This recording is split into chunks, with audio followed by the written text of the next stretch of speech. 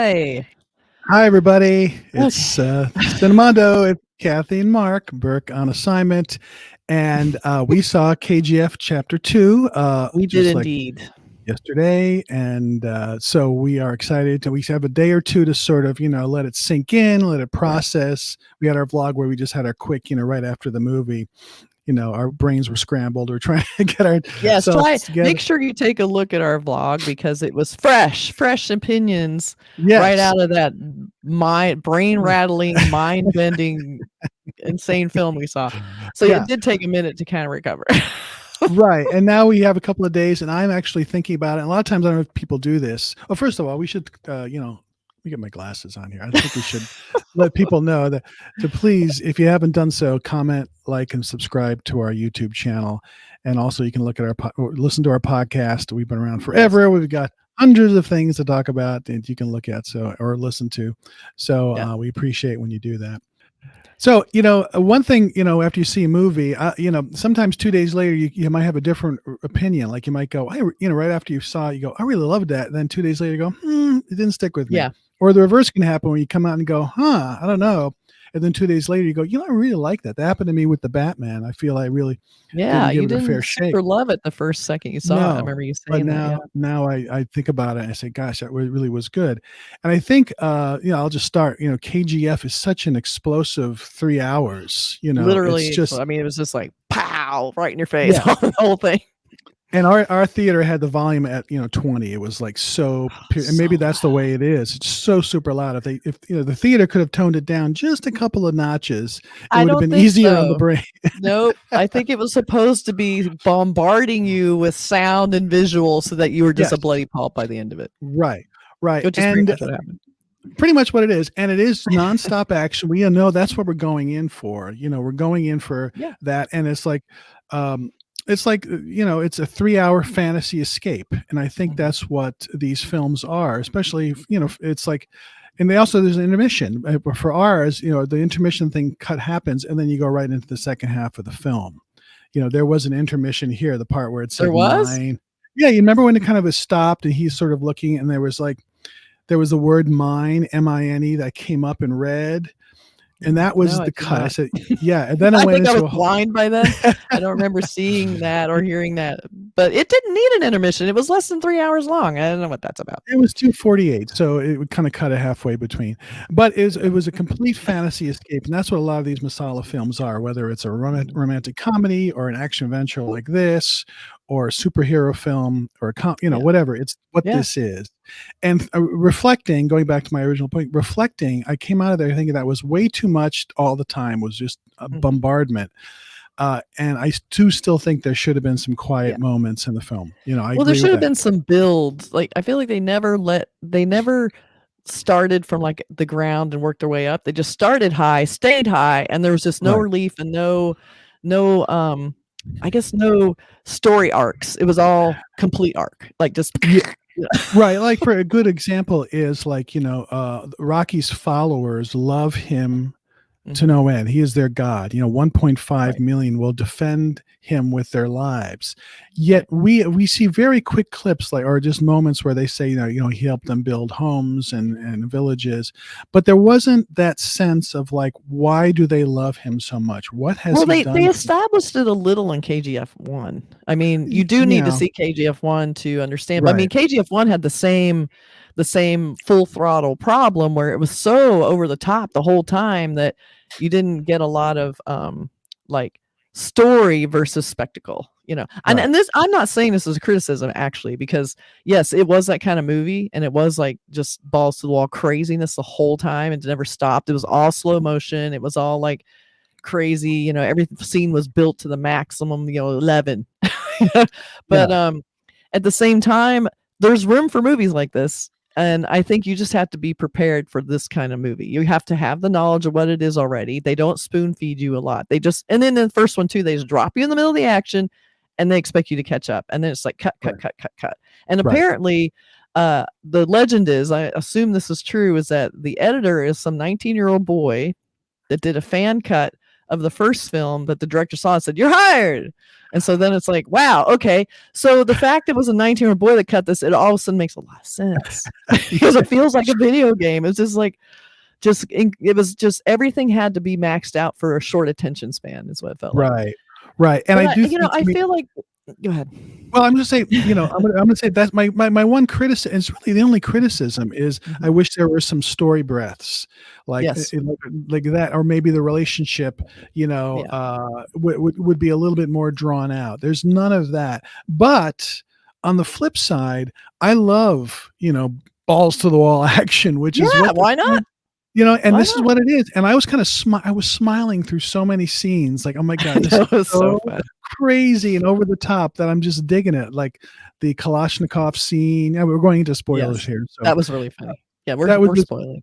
Yeah, that was great. I thought the Mad Maxy sort of Mustang chase scene was really exciting. I wish they didn't have the blackouts. I wish it was just. I get why they did it. I mean, I've seen that technique in some movies, and they sort of just want to give you that, like, this bam bam bam instead of the lead up, which again I think is to its detriment in a way, because I think a car chase and car explosions, you want to see it.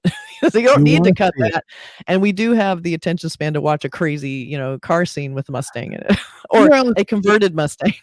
Yeah, it's very Mad Max. I mean, I love those films, and it was sort of like there was, I could see that the stunts were there, the action was there. So show us the whole thing. Don't go to black, every 10 seconds. But there is so many well done action scenes and so many exciting fight scenes. The climactic fight scene with that hero is incredibly well done. And so there's a lot of just like jaw dropping moments in this film, and that's what you're going to this film for. And it's kind of an interesting setup too. Like they kind of drop you in the middle of, like, there's an author who wrote the story of Rocky. He's the main character, played by Yash, and he builds this empire with the gold mines by basically treating workers relatively humanely. I guess they didn't really exactly show, but much. He gave them a little more power. Yeah, so exactly. They have a journalist who's writing these stories. Chapter 1 was the first chapter of the story, and he wrote the story. So it's all kind of in flashback, pertaining to this unreliable narrator who's an author who was there at the time, who, as we said in our vlog, you recognize him because he's the nerd in a flannel shirt. Who's just kind of in the scenes with Rocky. So you're also having to rely on the fact that this guy's telling you the truth, which we don't know. And it does have that feeling of like he is creating a mythic legend. He's creating like a god. Now, is that really what the human Rocky was like? Did he really do this? We're not totally sure. So we have these politicians and scholars. They're in there trying to decipher the facts as they be in this chapter 2, which we are now in. They find the book because the author's in the hospital, and they want to find out, did he finish the story? So it's kind of a flashback trying to decide. So they're showing us in a way I kind of understand it now. They're showing this as like, this grand, almost like, hero worship that's in the novel the guy wrote. This isn't necessarily fact. So it made sense that it would be hyperbolic, Right. This is the book that, then in the second one, it's his son, the journalist's son, the author's son, who's telling the story. So again, we have another narrator, unreliable, narrator. So we don't know. Interpreting what was written, and not even the full story. Like, we're finding it chapter by chapter as we find out in a third, like a post-credit ending. Or a mid-credit ending. Yeah, it's mid-credits. Yeah, it's like there's something else that's happening. There's a chapter, potentially a chapter 3. So what happens to Rocky? At the end, there's there's great, the movie is just so amazing because there's so much stuff going on. And then you think it's over. And then all of a sudden, he's on a ship with drinking his, whatever it is, whiskey, this huge bottle of whiskey. On the ship. On the bow of the ship. In the middle of a storm with lightning and wind. Like, nothing's ever like just a boat on the river. Nice ocean. He's turning straight towards, like the U.S. The Navy, Army's coming right at him from all sides. The Indian Navy. It's just so over the top that you just have to smile at it because it is it is a fantasy thriller. Rocky can't kill thousands of people in a white sport jacket and suit. and not get any blood on him until he gets shot, of course. Exactly. So There's a lot of big scenes, right? But some of the scenes I remember the most are the small scenes. And I think that's like these small moments. One of my favorite scenes is Rocky goes to retrieve somebody stole one bar of gold, a little tiny bar of gold. And so he goes to a police station. He goes to the police station and he wants to get this bar of gold back, and everyone's scared out of their wits. Like, oh no, here comes Rocky. We're all dead. Here he comes. So he walks in and he's like, where's my gold? There's a little kid there who's been giving everyone tea and kind of assisting the police. And he sees Rocky come in and he's like, Rocky, bye. And he walks out. That's right. And he's like super like, and I love that scene of him like he knows Rocky, he loves Rocky. He's like, okay, go ahead, do what you need to do. It was so cute. I love those little moments, and it's like, and it was such a throwaway moment. That is what I think the director and maybe the editor didn't have the confidence to let those little moments sit there enough. Like every other little moment that was a little moment, like, one of his soldiers they kind of highlight who has a big moment at the end where they find out he's trying to sabotage the bridge so that Sanjay Dutt can't get his army over there. Right. He has a kind of great moment and they kind of cut away. You never really know what happened to him. He was kind of having this great moment and they just kind of cut away and you're like, well, what happened to him? You kind of hear later what might have happened and you never see his face. You find out he's probably dead.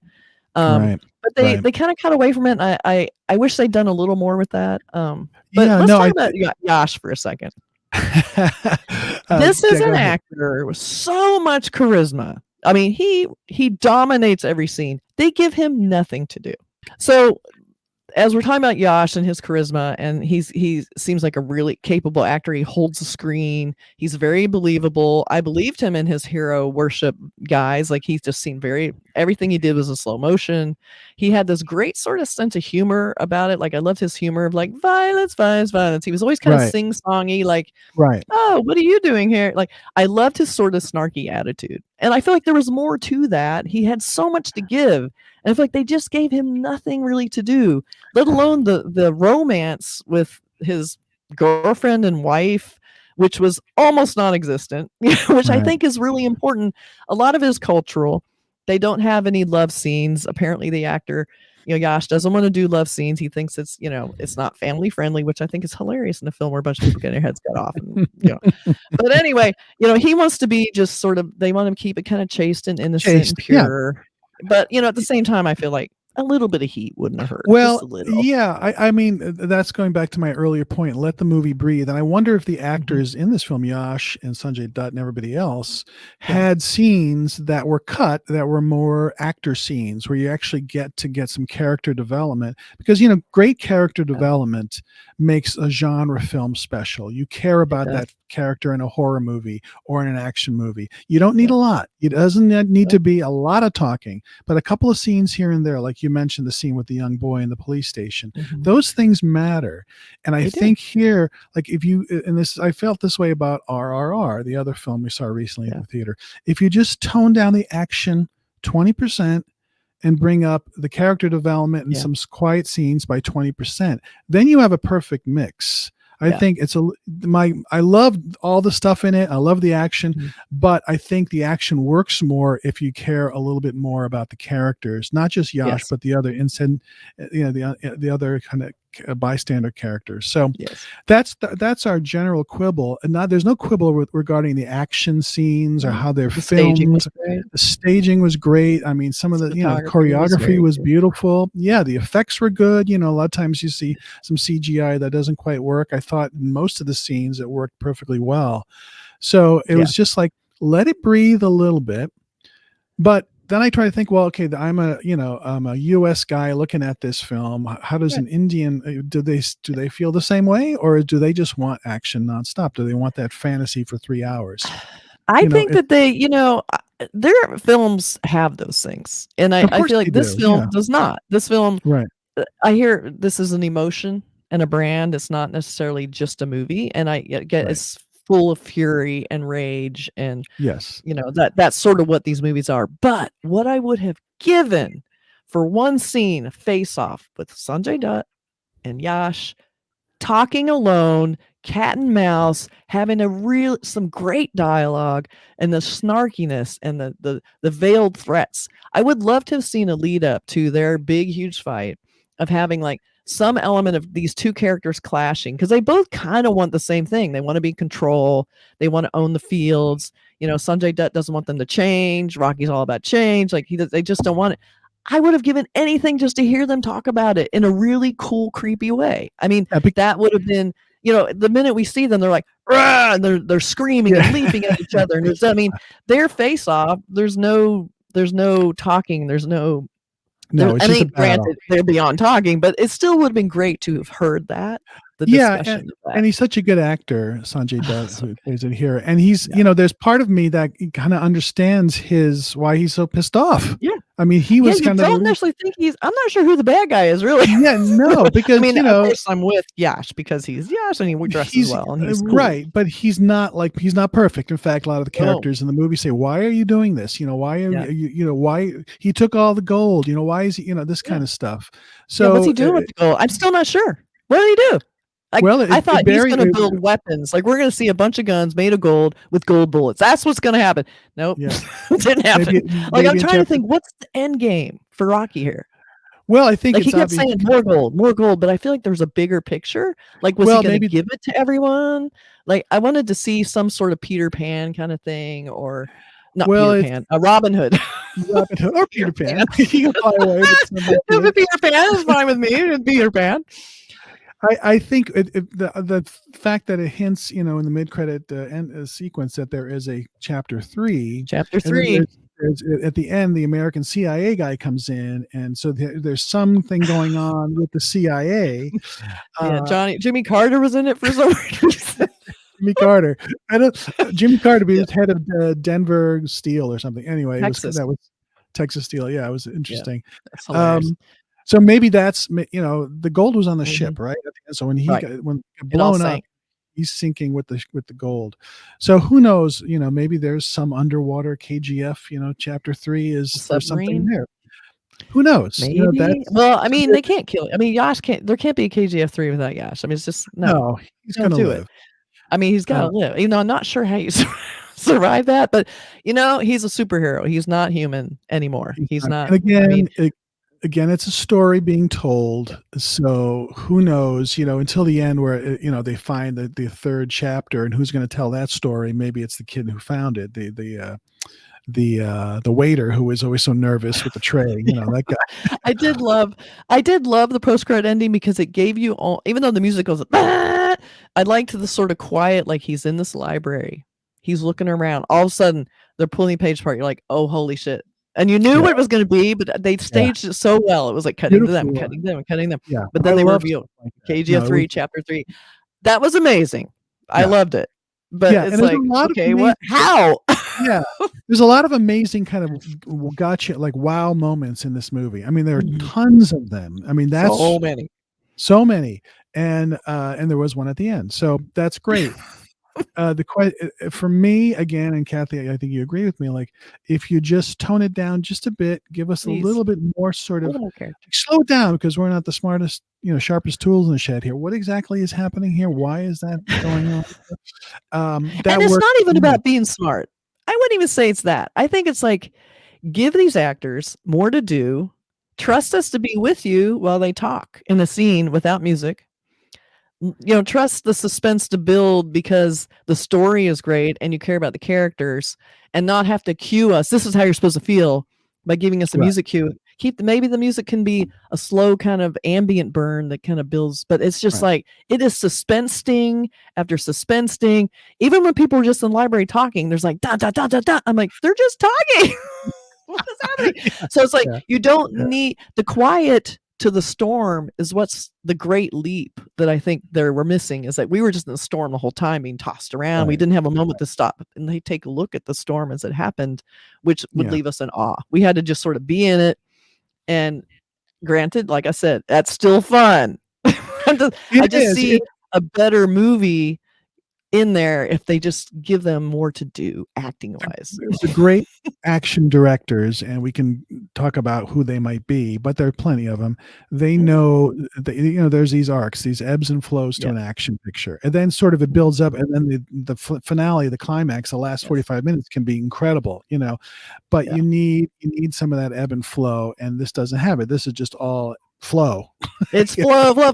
And I will say, who the hell are we? Because this movie is the second biggest movie of the weekend. A huge film, like a record-breaking biggest film of a 3-day weekend in India. It made the Western news. It was so huge. Yeah, it made that, so it's still a huge film, highly anticipated. It pays off because it gives you non-stop action.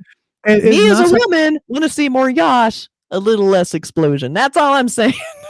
Well, I think I really enjoy. I really enjoyed this film. I just had a big smile on my face. I said, I can't believe all the stuff I'm watching.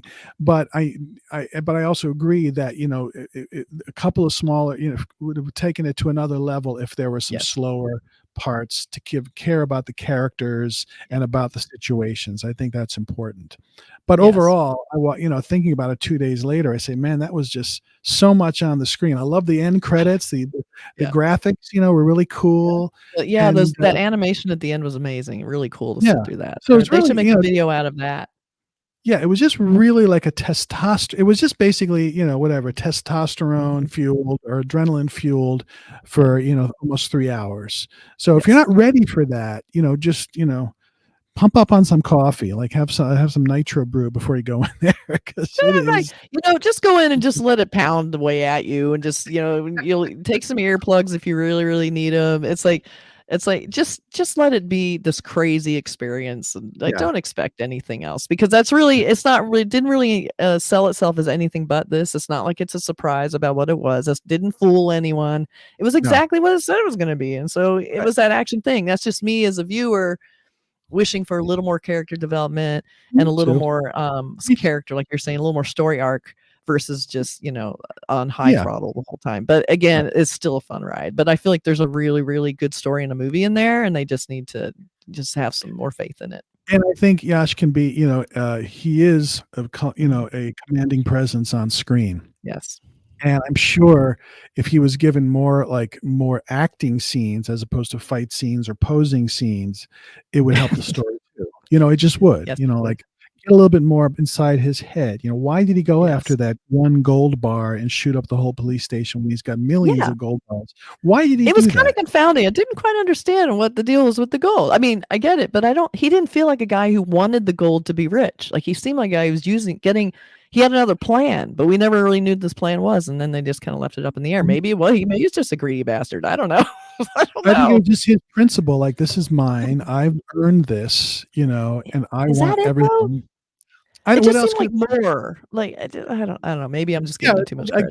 That would, in a little more story, a little more dialogue or understanding for why he would do that would make me say, okay, I understand why he's doing that. There's a reason for that, as opposed to he's kind of a jackass to kill hundreds of people. But one bar of gold. Of course, he didn't kill anybody. Everybody kind of got down, and it was just a lot of windows breaking.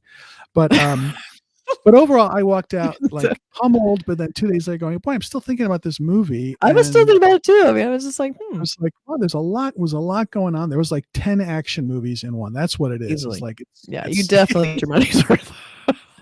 Any other action movie kind of pales in comparison. So it does. But that's our spoilery review of having a couple days to sit on it. Still, giving it a lot more credit than I think we initially did, which our brains were literally rattled. I mean, I keep saying literally, but it's like our brains were just mush by the time we're done. But now I'm still feeling the effects of it. I'm still thinking about it. So there's something to it's almost subconscious rhythm of just being the full throttle experience that it was. So well, it's like a kind of a roller coaster ride that you go on for 3 hours and you just walk out of there. You're sort of like that, and you go, "What? That was an experience.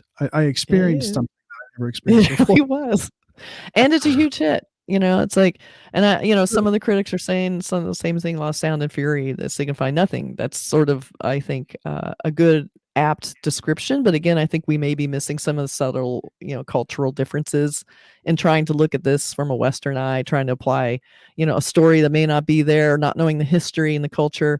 But ultimately, still fun. You don't need to know any of this to enjoy this film, but definitely watch KGF 1. But this was definitely bigger budget, bigger, glossier, overall experience. And I enjoyed it better than the first one. I don't know. I think the first one, 20 minutes sort of just threw me off and I never quite got back on track. Yeah. This was like a little easier to get into, obviously, because I saw the first movie. So it is, you should watch the first one, obviously. Yeah, definitely. But anyway, KGF 2, a big hit for Yash and everybody. So that's exciting. And congratulations, everyone involved in this film, including Yash. Absolutely. All right, everybody. Thanks for listening and watching. Take care. Bye.